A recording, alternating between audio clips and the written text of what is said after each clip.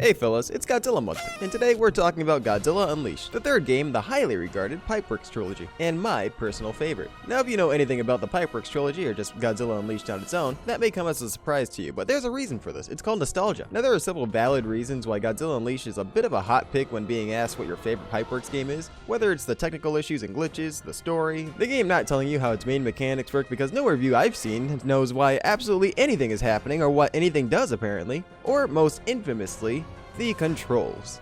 My, the controls.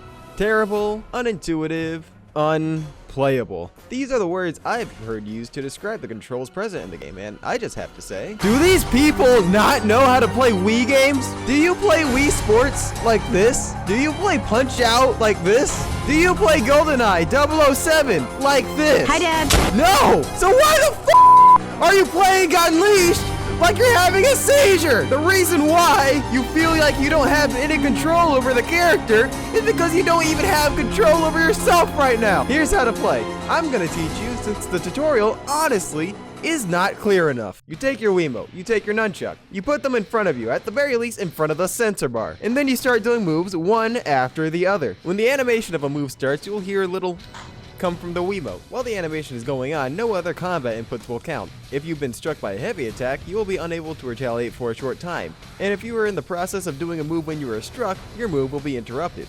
If you find yourself in these situations, I recommend you stop moving the f***ing Wiimote! Once your move is over, or your monster is safe, you can attack again. And that's how you string combos and play the game like an actual human being. Also, you control where you're aiming with the Wiimote's pointer. So point towards the monster you want to blast and your monster will snap to them once you're in vicinity. On that note, when you're in a beam lock, flick the remote down whenever the convergence point gets close to your monster. The closer it is when you flick, the faster it will travel back to your enemy. I say all this, but that's not to say that the controls are perfect or that the criticism towards them isn't valid. Though they work technically, they are unintuitive and I would call them bad, but no further than that. It would be an objectively good thing if you could attach a classic controller to use that control scheme. The motion controls being motion controls and the way the game works and processes things makes them still very prone to miss inputs or just straight up lost inputs. Other genuine problems arise from this control scheme, like jumping when you meant to grab or vice versa. Or certain moves like the shotgun punch and machine gun punches on Mechagodzilla and Mechagodzilla 2,